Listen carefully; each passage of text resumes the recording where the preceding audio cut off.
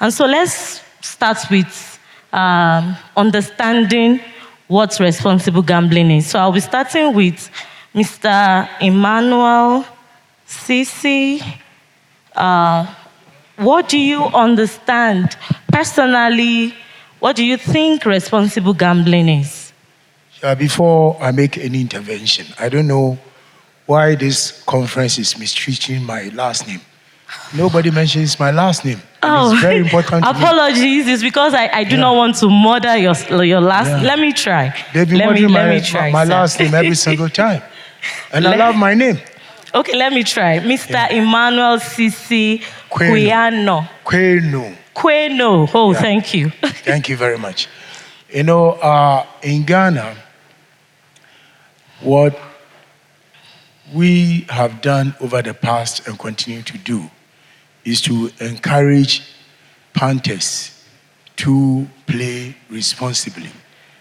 Last week we did join the Purple Month in organizing an outreach program at 2 major universities in Accra.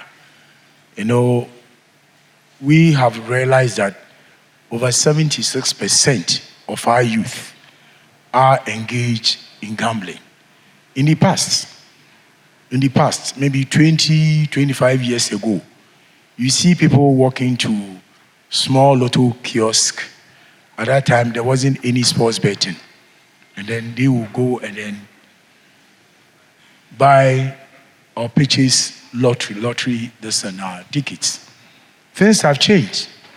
Now, you can even sit anywhere and then be playing. Anywhere and then be gambling. You can be gambling at home, even in between lecture halls. People will be sitting through lectures and then they'll be gambling and just lose concentration. And these people are the prime of our youth. They are the prime of our youth. Let us simply ask ourselves, will it be okay as regulators? You'll be sitting at home and then you get a call that your son or your daughter has been caught in underage gambling. Will you feel okay? The underage gambling addiction is staring each and every one of us in our faces. What legacy are we living? It is okay for us to gamble, make our money, and then just be okay with it. But the prime of our youth who are unemployed and think that, okay, let me gamble and gamble and gamble, are becoming more and more addicted. Some of them even gamble out their tuition fees. They stay out of the lecture hall. They steal from their parents. They borrow to gamble. So it is a very major concern to the Gaming Commission of Ghana. We are not resting on our OS. We want to take a very deep dive in ensuring that the operators, we've gotten them on board to support us in our effort to ensure that much as they cash in, they also help the Gaming Commission to abate the numbers in gambling addiction. We cannot eradicate it, but at least we can make a pitch in bringing down the numbers. Like I said, this addiction is staring us in our faces. It could be your son, your daughter, even your wife or your husband. People have been selling their properties in order to gamble. It could be your friend, it could be anybody. So let us take this fight head on so that even though we are all looking at making the industry better and better, we do not lose out. On the youth who will take over from us when we are long gone. Thank you. Thank you very much, sir. My next question now is to Dr. Alfred. In your clinical experience as a psychiatrist, what do you think problem gambling is? And how early can it be identified? You know, if we are going to take a decision towards solving issues as regards problem gambling, we really need to be able to know this is what it is.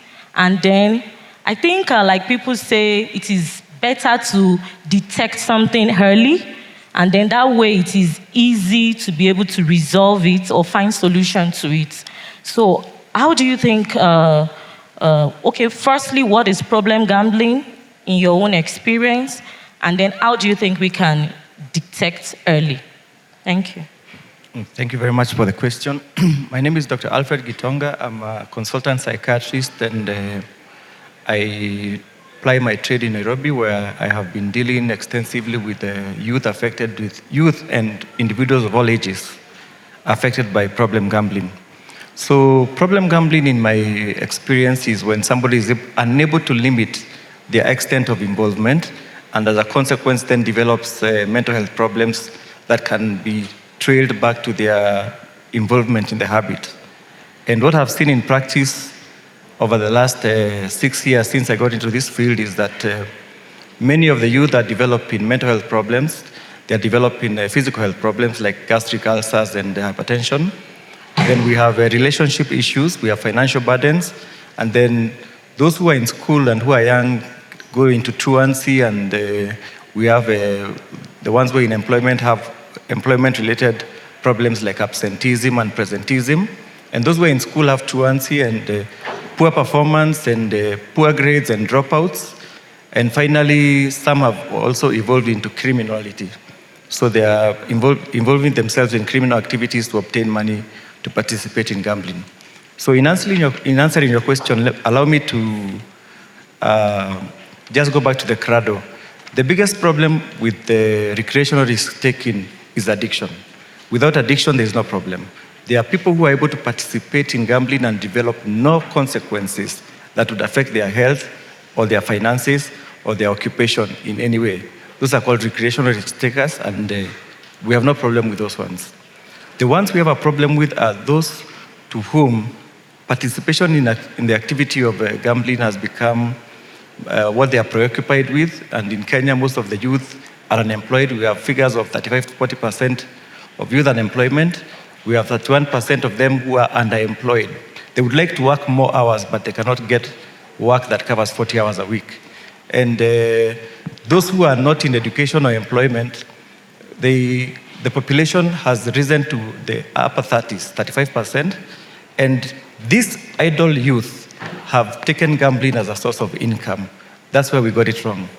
And as a result, every single amount of money that they can lay their hands on is spent on recreational risk-taking as a source of income. So what we have experienced is that as I work in my hospitals, I get patients who come in with substance use disorders, especially alcohol, marijuana, and nicotine. And then I have patients who come in with mood disorders. You can have bipolar disorder, or you can have unipolar depression. And then I have anxiety cases. And on further probing, and when we work backwards in medicine, we find that this patient who has come in with suicidality, when we interview and go to the background of the problem, we find that there's an underlying issue where there's financial burden. Financial burden is alcoholism.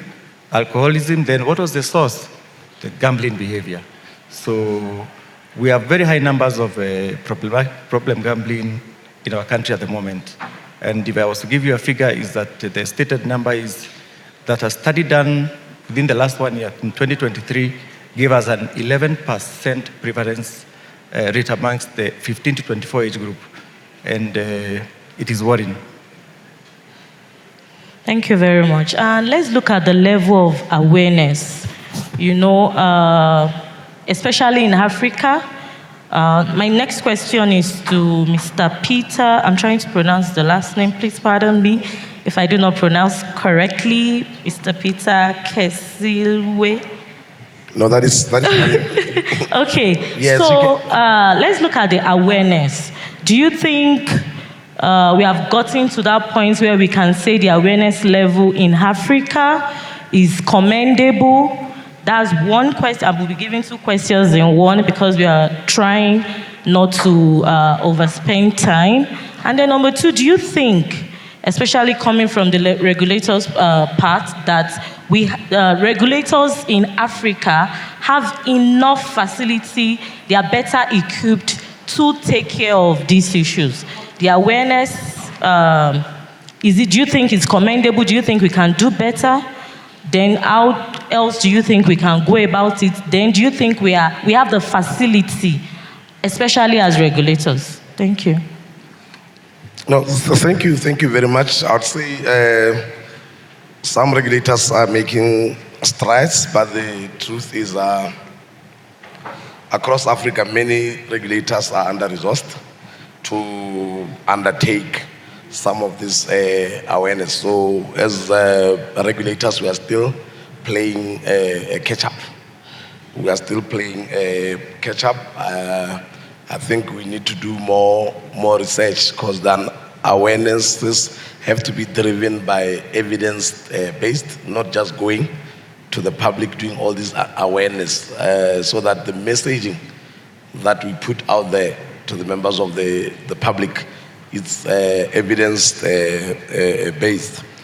What we did in Botswana before we issued licenses is that we invested a lot in terms of responsible gambling. We have a fully fledged unit which include counselors, addiction specialists. So we did what we would call prevention is better than cure. But we have since issued licenses. But it seems they didn't hear us when we were issuing out licenses. Now we are seeing those patterns, especially with the online, because they are of the view that our public awareness campaign should be geared towards casinos, not the online betting platforms. So I think it's very, very important that as regulators, if we were to have one standard platform like your Interpol, where we can share data and statistics, I believe the behavioral patterns in Africa are more or less the same. We think alike. I think we think alike as regulators. We should ensure that we collaborate on issues of responsible gambling. Kenya doesn't need to redo research. If I've done a study, I'd say the patterns are basically the same. But like I'm saying, we are playing catch up to both the operators and the players. They are quite ahead, like my colleague here talked about hearing things that a member of the family has been involved. In a way, we are playing catch up. That is why we need to embrace those such as AI and whatever we do. We shouldn't just wait, then we play catch up. Thank you. All right, thank you very much. My next question is to Mr. John. As regulators, do you think there are enough good programs to combat problem gambling or gambling abuse? And do you think these programs are effective from your own point of view?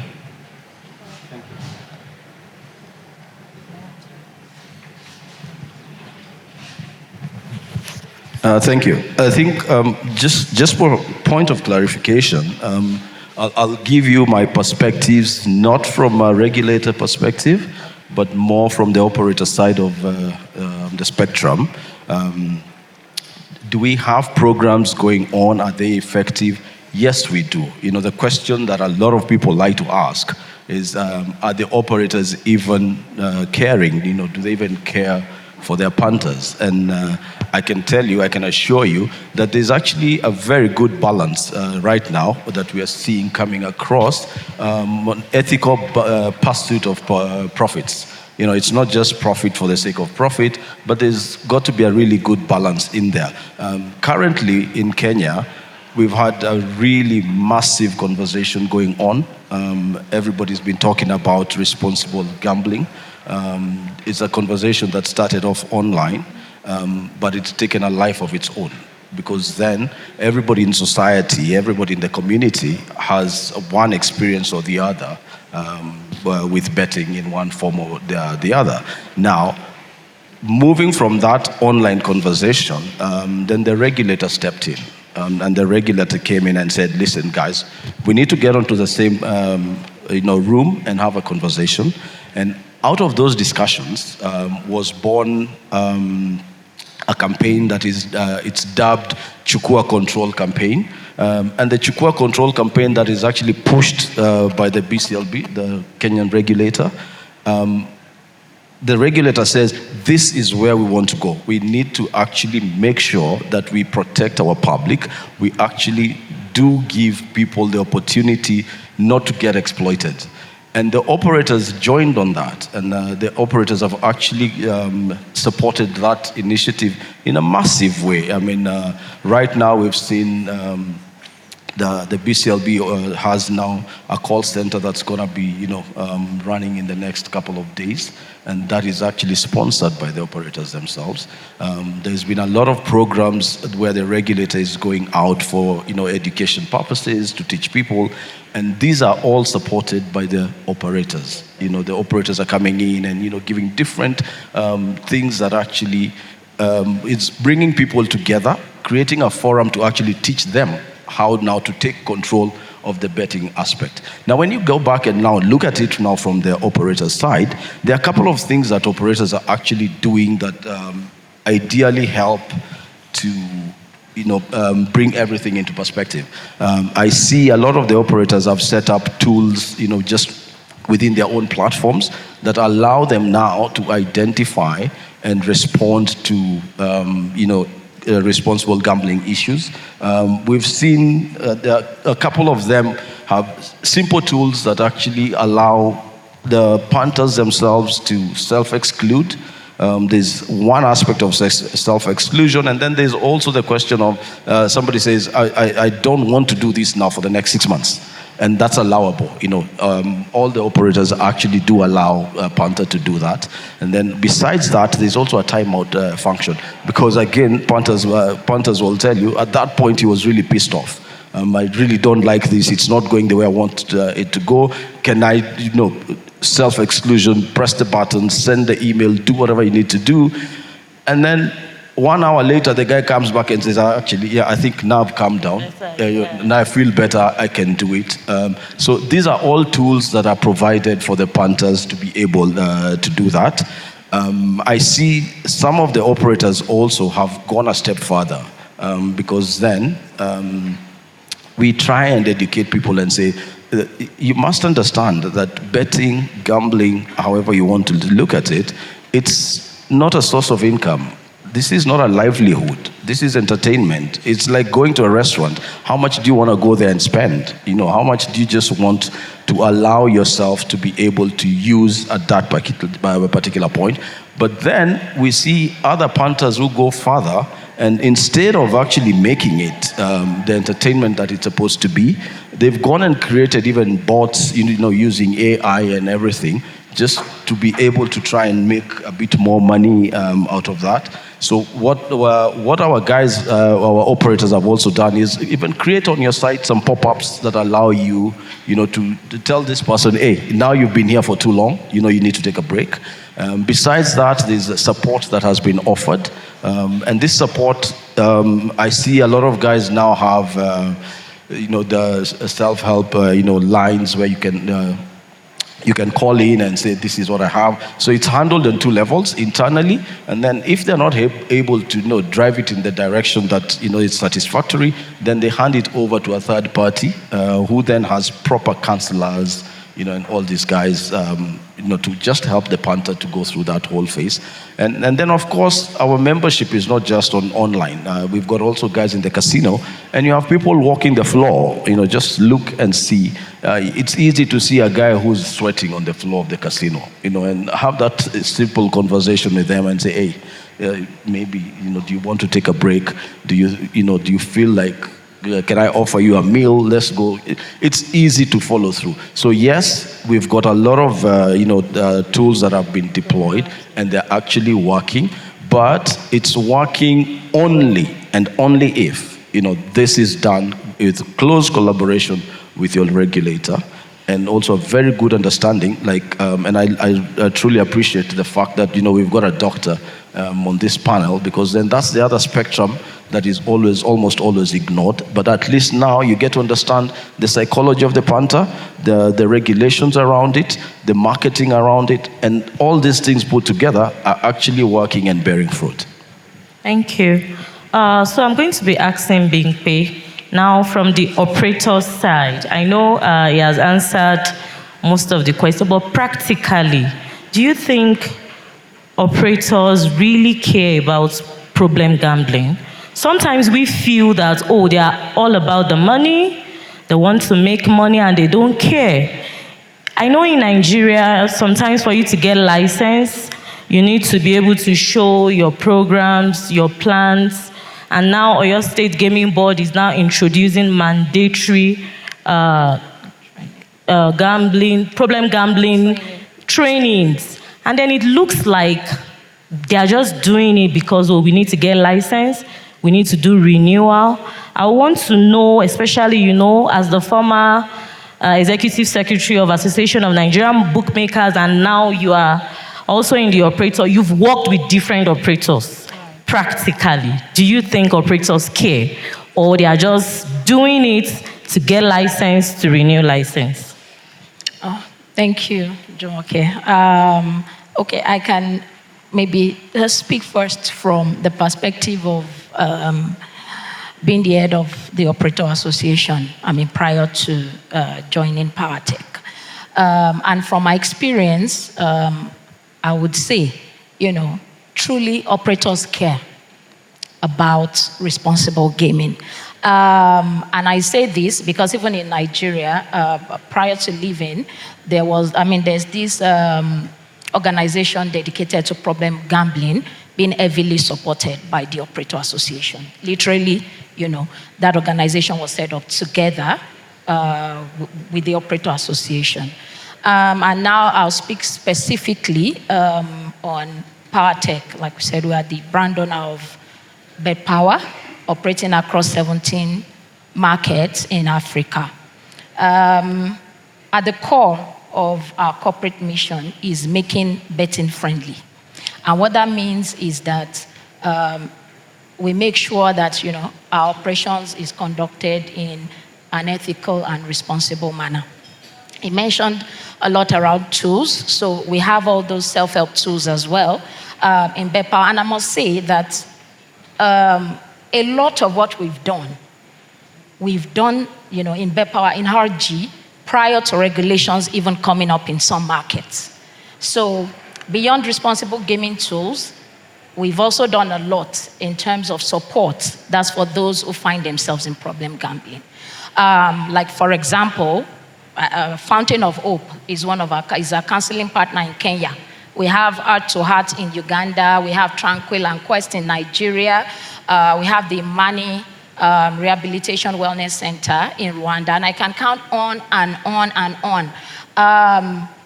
What you'll see that Bet Power has done is, we're not just offering support, because you also find, and it's not bad, some operators to offer support, which is just this one dedicated line that works across country. But what we do is localize these counseling centers such that customers who find themselves in problem gambling can, if they want, have a walk-in session with these counseling partners. And like I said, for Fountain of Hope in Kenya, they've been our partner since 2022. Regulations just came up on RG, couple of maybe last month or something like that, and it's a good development. But I'm saying that we are not just after ticking boxes. This should show you that we care about the well-being of our customers, and we put in place tools and systems to ensure that they gamble in a healthy way. So that being said, beyond that as well, at Bed Power, we have, because our customer support staff, they are the ones from facing the customers, and we ensure that annually there are training sessions for them, to know how to pick up these signs and be able to refer and help these people. Another thing we've done, Ghana is one of our very good allies, and I'm happy he's here seated on this panel.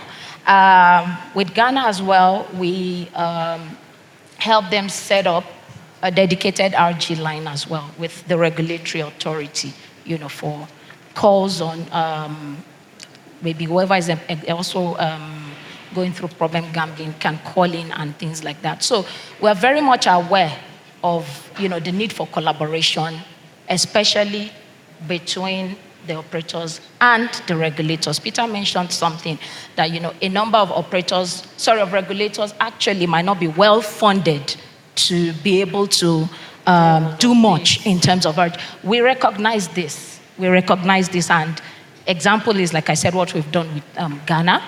I think, and I've said so much of this, I'm sure a number of regulators are seated here. We are operating in a number of these countries. Most of them don't know that Bed Power is doing this much in terms of RG. So I feel also that there is a gap in terms of communication.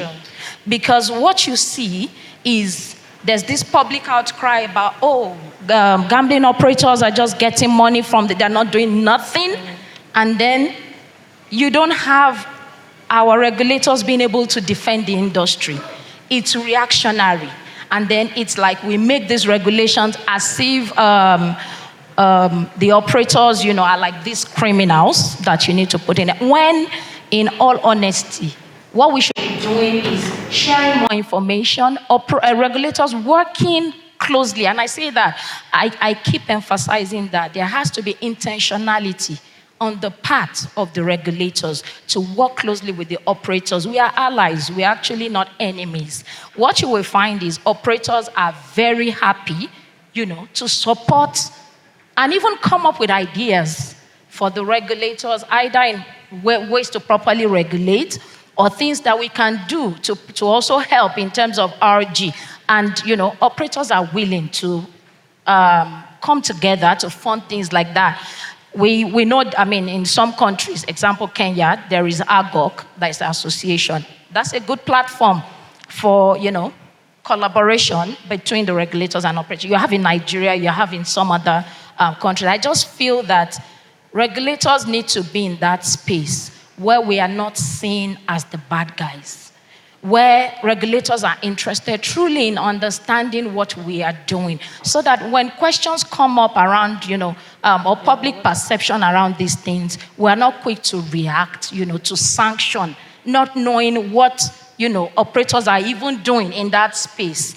So I think for me, that would be the call to action. And again, I know there's this public outcry, problem gambling and all of that. And there are far more, maybe even pressing issues, especially on underage gaming addiction. There are gaming companies, developing games. This is aside gambling. Because when we are focusing so much on the gambling operators, especially the licensed ones, interesting thing is they do so much. There are so much, like those in their own those illegal operators, like I mentioned now, to game developers. You have some game developers developing games that are like casino-like style. These people are not licensed. They are not paying taxes. Nobody is talking about that. There's no discussion on that. We're just facing operators licensed who actually are doing something. Sometimes we don't know what it is because we don't care to know. So I feel that there is more, not just talk, intentionality around collaboration between us. Please, can I add something to what the lady said? Okay, sir. I totally agree with whatever she has said. I did mention about the Gaming Commission in Ghana joining forces with the Mental Health Authority to organize activities throughout the month of May. We didn't do it in isolation. We got all the gaming operators involved. We held a series of meetings with them. And then we went on TV and radio interviews together with them. And during our sensitization programs at the University of Professional Studies in Accra and Accra Technical University, they were there. They were there with us. During the Q&A, they answered most of the questions. And to tell you the truth, we had a budget for the program. And the gaming operators came, and I would say they oversubscribed the budget. As I'm sitting here today, I got a message that even some operators have come to donate some more money. Wow. Yeah, so they are supporting the Gaming Commission a lot. And then, as part of our strategic plan for this year, we realize that the addiction is becoming very intense. So we want to establish an addiction center in Kumasi. The gaming operators in Ghana have made a pitch that they really want to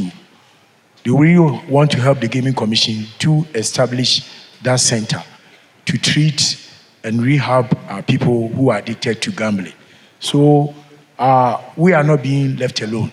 Whenever we call them, they pitch in and come. And now mention Bear Power. They came and then supported us during the Purple Month. Wow, that's very impressive. Then, very, very impressive. They came on their own.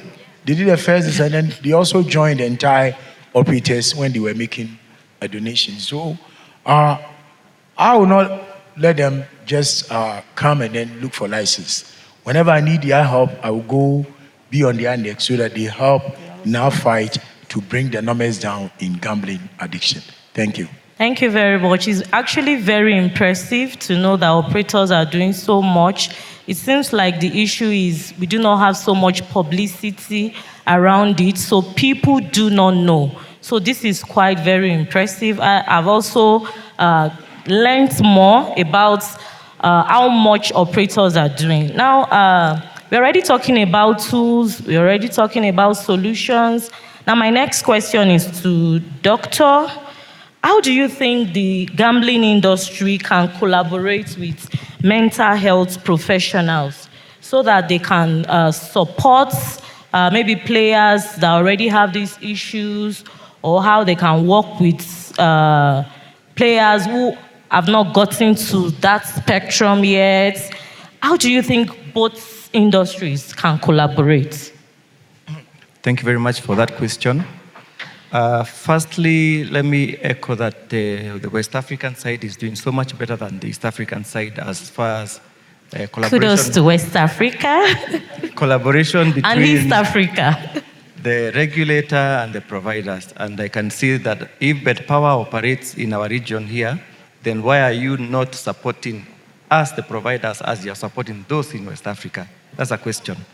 Okay, I run an NGO called Akili Health, and we have a turnkey solution that has both digital recovery tools. We have an inpatient center and we have an outpatient center that does all the cacophony of issues around mental health.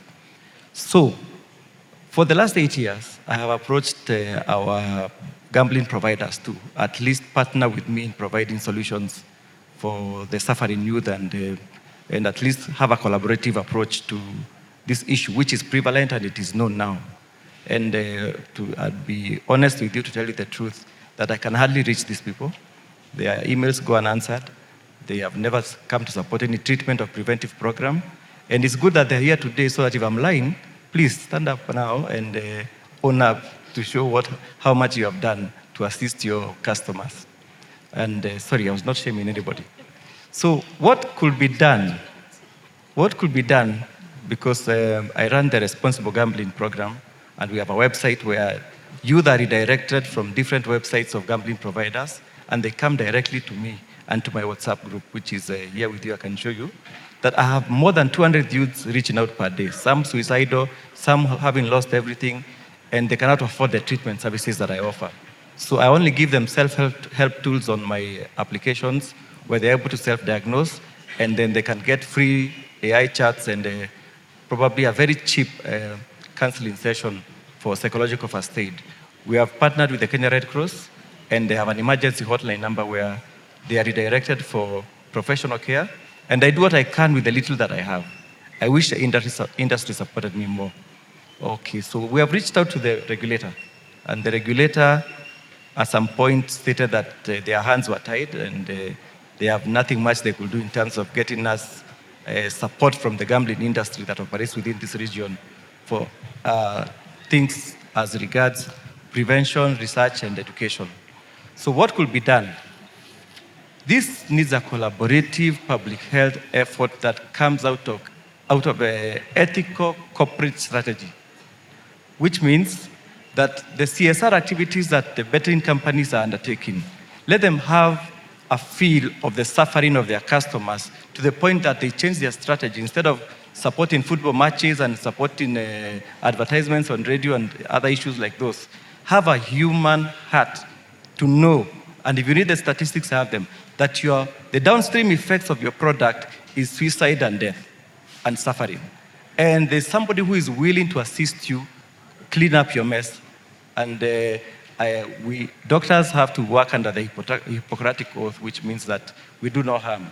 Our industry needs a more collaborative effort where they support providers, because the regulator cannot have all the solutions that are needed. Thank you very much. Thank you. I think before you move on to the next question, and I hear your frustration, Doc, but allow me to do this. This is an open invitation from AGOC for you to collaborate with us so that you can achieve everything that you want to achieve. This is very good. That is why we are here. Thank you, sir. Okay, so let's have our final reflections on this session.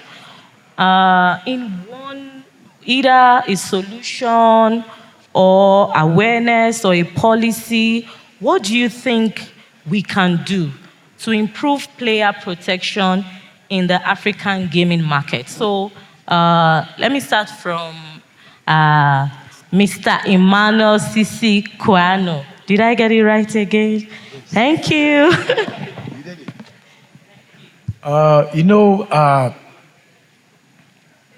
There have been quite a number of issues involving operators and players. And then we in the Gaming Commission, when issues like that come to our focus, we do investigations to find out the truth or otherwise about the issue. Once we do our investigations, we do invite both parties, the player and the operators, and then we try to settle it. Sometimes we're able to settle, other times we are not able to. So we have a new ally that we have sent to Parliament for approval. We have in need a tribunal. We're going to set up a tribunal with people outside the Gaming Commission, maybe one or two members from the Gaming Commission. When issues like that come, they will sit on the case, investigate, and then find common grounds. Because sometimes operators, players or punters will come, I want such an amount. And when I'm about to cash out, I have been blocked or locked out of the system. And then the players will come, the operators will come say, oh no, that's not the issue. Our system got jammed and this and that. I want a level playing field. I want an incident-free, whereby if I feel like playing, not me, I can't play. Because the Gaming Act in Ghana prohibits me from playing. So if you even catch me playing at the casino, you report me, I'll be out of job the next moment. So when issues like that, you want the players to feel comfortable in going to any operator of their choice to play, and then have the comfort level that when I win, I will be able to cash out. Equally, I want a situation whereby we will not have too many incidents whereby punters will be complaining about some operators that whenever they win, they try and then find some means in blocking their accounts. I don't want that. In my engagement with operators, I have stressed to them severally that I want a level playing field. Let punters feel comfortable in coming to your facility. Let all feel comfortable sitting at home and play with a view that when they play and win, you pay them and there will not be any issue. Thank you. Thank you. As a final reflection on this matter, I think it is important that we know that responsible gambling is not optional, because making it optional, it will affect even the growth of the market, also the consumer well-being. If all your punters are problem gamblers, the industry will not grow, and we should be looking into also issues of long-term credibility of the industry through responsible gambling. Then the other one, we should be having real-time exclusion registers, so that we don't have one punter, one player moving from one operator to the other. We have seen it happening back home in Botswana. We still have those that are retail, some are online. So those are some of the things that we have discovered of late. Then the issue of as in to have those real-time exclusions, we need also regulatory harmonization, where we have clear data sharing protocols.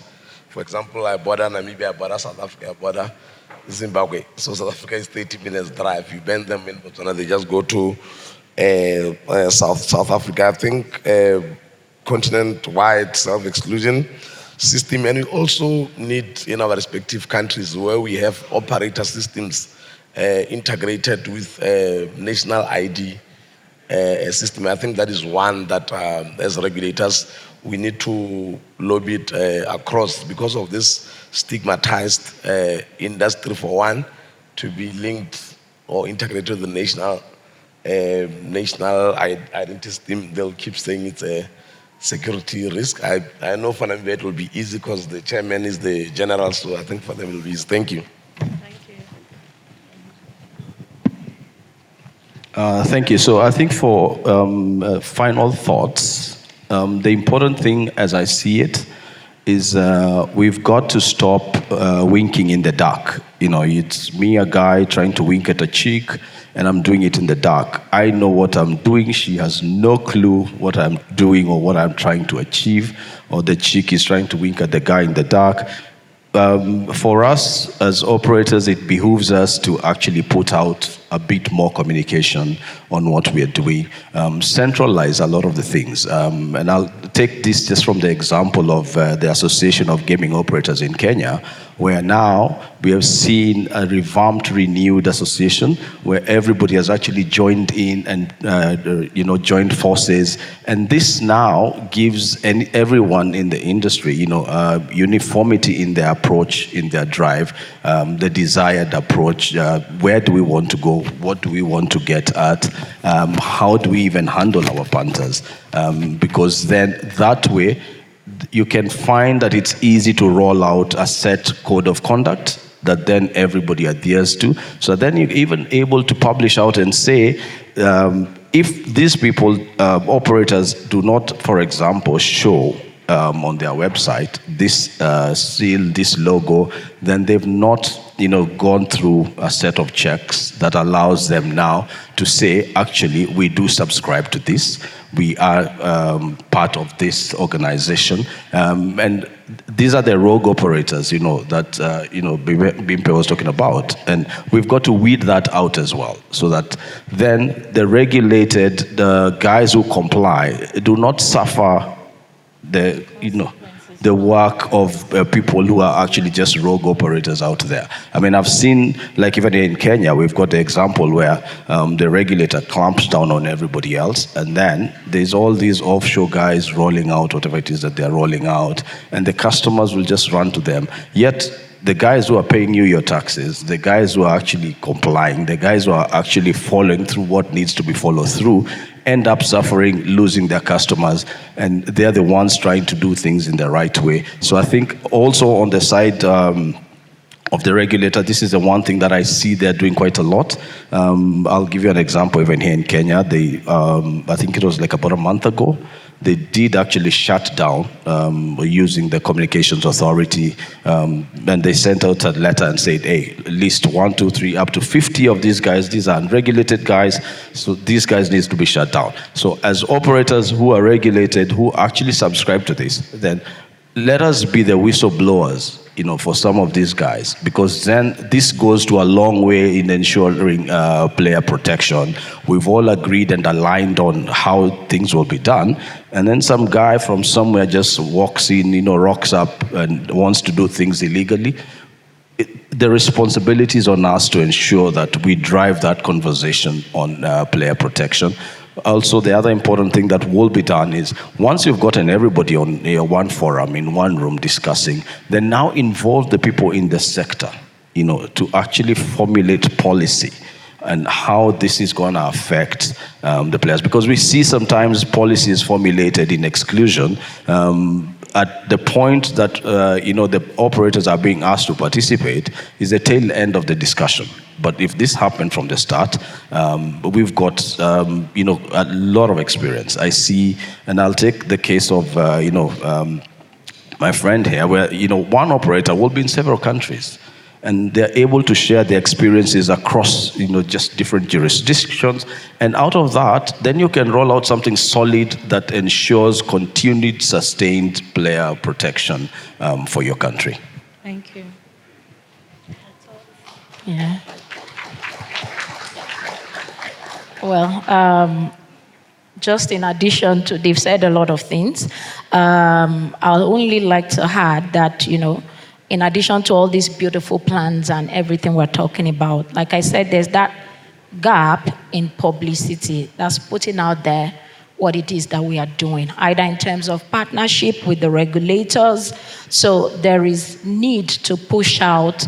I mean, the media should be our ally, because the negative perception too is some people driving it. So if we are doing so much and we're not putting it out there, there is nothing countering this perception about the industry.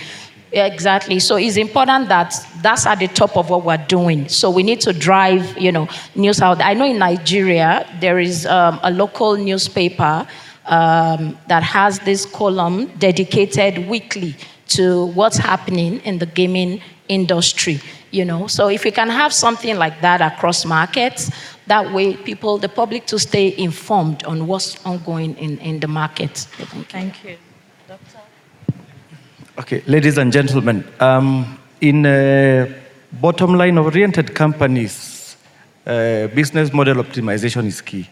And in this case, I'm referring to a case where you cannot have a restaurant where the chef still serves as a waiter and you'll have everything work smoothly. In this case, just employ a waiter and let everybody focus on their roles. What I am saying by that analogy is that as a treatment provider, I have all the capacity to handle the complications that come from customer interaction with your platforms. And we have an entire turnkey solution that will handle all the complications arising from the consequences, whether physical health or mental health, and even financial literacy. So I would like to tell the industry in Kenya that there's a website you can emblazon on your resources, www.responsiblegambling.or.ke. We are a non-profit, and we are up to the task, and we have been in the industry for more than 8 years. You can check the media portals. Our interviews are there, and we are ready to collaborate and work with you. Thank you very much. Thank you very much. On this note, I want to appreciate our panelists. Thank you, sirs. Thank you, Ma. Thank you. And to everyone, thank you for your time. Enjoy the rest of your day.